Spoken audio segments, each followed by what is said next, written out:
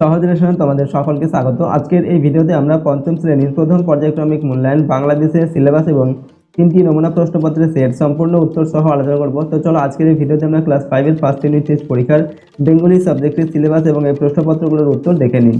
তার আগে তোমরা যদি আমাদের এই চ্যানেলে নতুন হয়ে থাকো চ্যানেলটিকে সাবস্ক্রাইব করে রাখবে, সাথে ভিডিওটিতে অবশ্যই একটি লাইক করবে এবং ভিডিওটি বন্ধু বান্ধবের সঙ্গে শেয়ার করবে।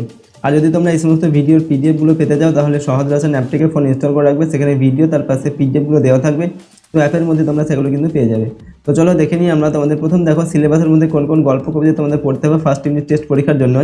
সাহিত্য মেলা বই থেকে গল্প বুড়ো বুনো হাঁস, দারোগাবাবু এবং হাবু, এতুয়া মুন্ডার কাহিনী, পাখির কাছে ফুলের কাছে, বিমলার অভিমান, আর হচ্ছে ছেলেবেলা। তো এই সমস্ত গল্প কবিতাগুলো ভালোভাবে পড়বে।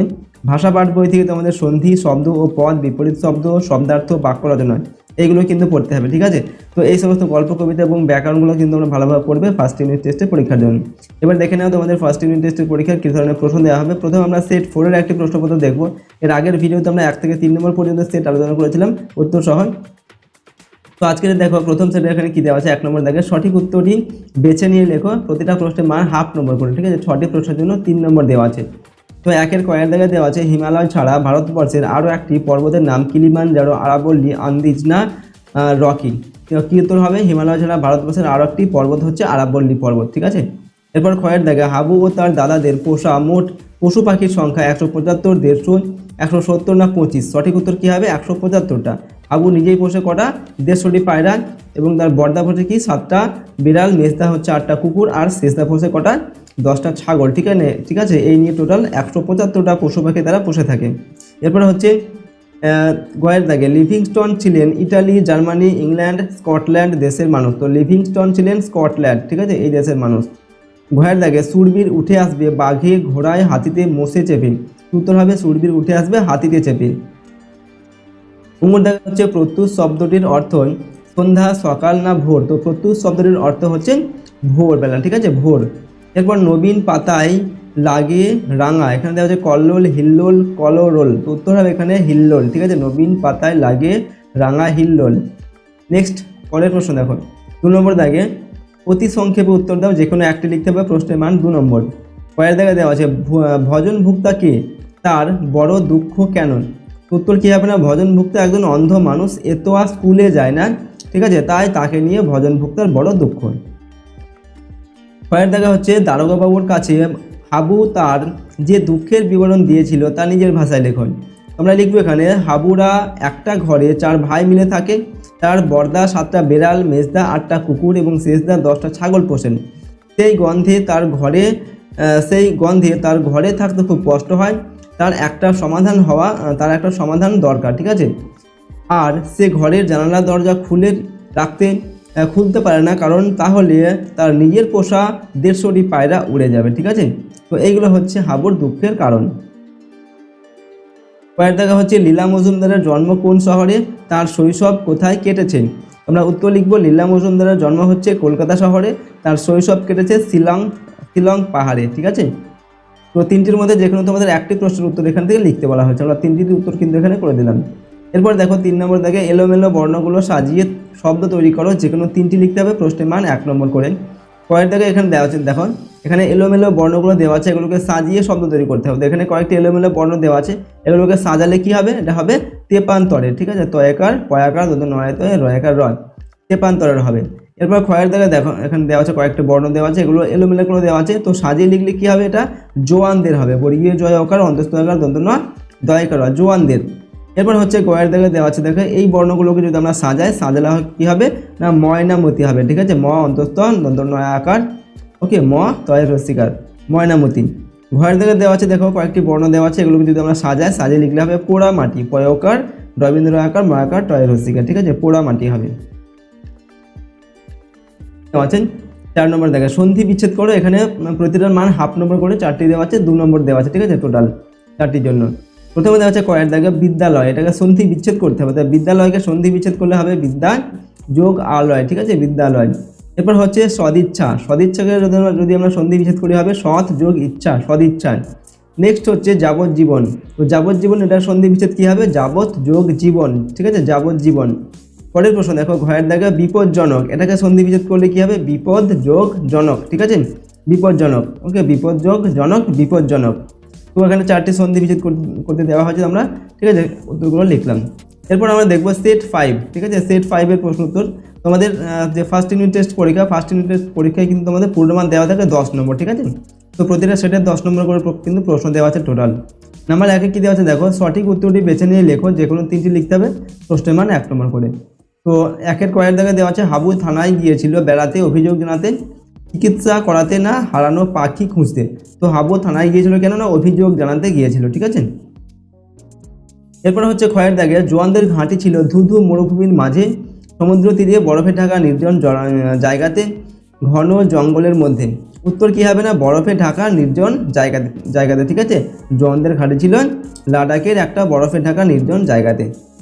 এরপর হচ্ছে গয়ের দাগে এতোয়াদের গ্রামের আদি নাম ছিল শালগাড়া, হাতিঘর, এরপর হচ্ছে হাতিবাড়ি আর হচ্ছে শালগেড়িয়া। তো এতোয়াদের গ্রামের আদি নাম ছিল শালগেড়িয়া, ঠিক আছে, এটা হচ্ছে আদি নাম ছিল।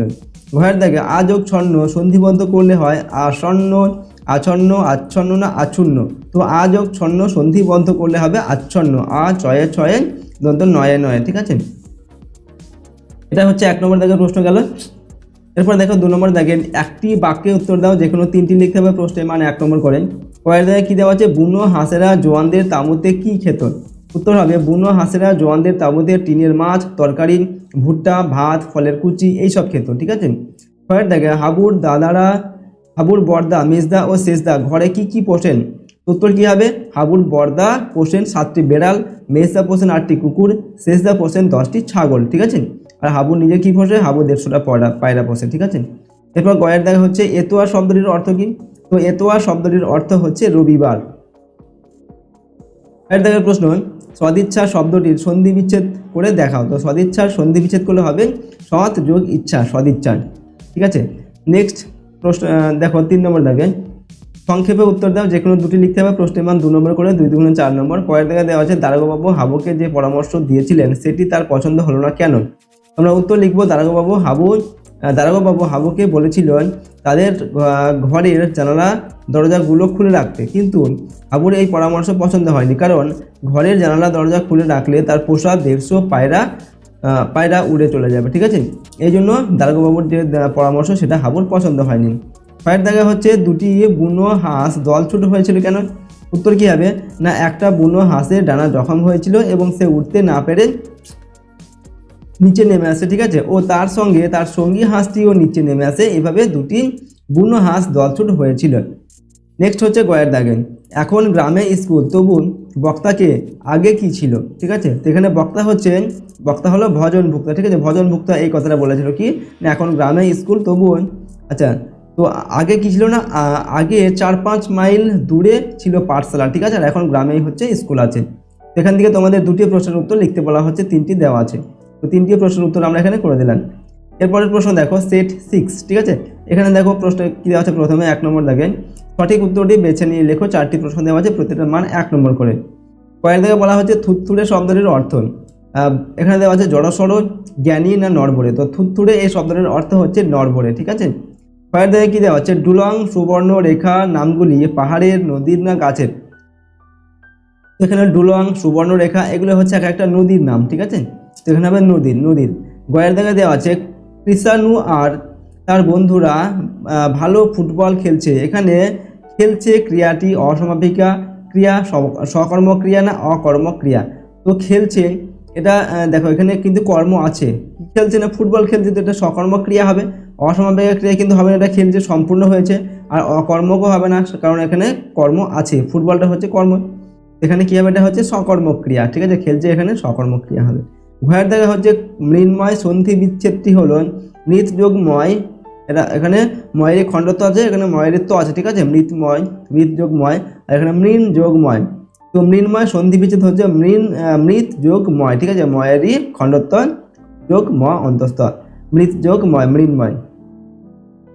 তো এরপর দেখো 2 নম্বর দাগের প্রশ্ন কী দেওয়া আছে, একটি বাক্যে উত্তর দাও, ঠিক আছে। 1 × 4 = 4। পরের দাগে দেওয়া আছে পাখির কাছে ফুলের কাছে কবিতায় পাথর ঘাটার গির্জাটিকে কবির কি বলে মনে হয়েছে। উত্তর হবে পাখির কাছে ফুলের কাছে কবিতায় পাথর ঘাটার গির্জাটিকে কবির লাল পাথরের ঢেউ বলে মনে হয়েছে। এরপর ক্ষয়ের দাগে হচ্ছে ছেলেবেলা গদ্যাংশে রবীন্দ্রনাথের পিতা ছাদে কিভাবে বসে থাকতেন? উত্তর হবে ছেলেবেলা গদ্যাংশে রবীন্দ্রনাথের পিতা ছাদে পাথরের মূর্তির মতো কোলে দুটি হাত জোর করে বসে থাকতেন। কয়ের দেখা হচ্ছে সন্ধি বিচ্ছেদ করো পরিষ্কার। তো পরিষ্কারের সন্ধি বিচ্ছেদ করলে হবে পরি যোগ কার, ঠিক আছে, পরিষ্কার। হচ্ছে ঘয়ের দাগে সমষ্টিবাচক বিশেষ্য কাকে বলে? উদাহরণ দাও। উত্তর লিখব যে বিশেষ্য পদ দ্বারা কোনো ব্যক্তি বা বস্তুকে না বুঝিয়ে একটি গোষ্ঠী বা দলকে বোঝায় তাকে সমষ্টিবাচক শব্দ সমষ্টিবাচক বিশেষ্য বা বিশেষ্য পদ বলে। যেমন হচ্ছে দল, জনতা, ঠিক আছে, এরকম কোনো গোষ্ঠী বোঝালে সেটাকে বলা হয় কি, বা দল বোঝালে সেটা হচ্ছে সমষ্টিবাচক বিশেষ্য। এরপর দেখো 3 নম্বর দাগে নিচের প্রশ্নগুলির উত্তর দাও। এখানে দুটি প্রশ্নের উত্তর লিখতে হবে, প্রতিটা প্রশ্নের মান 1 নম্বর করে। কয়ের জায়গায় দেওয়া আছে হাবু কোথায় গিয়ে কার কাছে নালিশ জানিয়েছিল? তো হাবু থানায় গিয়ে বড়বাবুর কাছে নালিশ জানিয়েছিল, ঠিক আছে। নেক্সট কয়ের দেখা হচ্ছে এমনি করে সারা শীত দেখতে দেখতে কেটে গেল। কেমন করে সারা শীতকাল কাটলো, এরপর কি ঘটনা ঘটলো?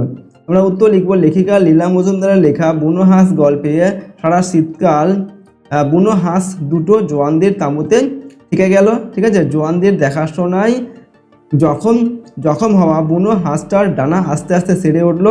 তখন সে একটু একটু করে উঠতে চেষ্টা করত আর তাঁবুর ছাদ অবধি উঠে ধূপ করে পড়ে যেত। এইভাবে সারা শীতকাল কাটলো। তো এরপর কি হলো? এরপর একদিন জোয়ানরা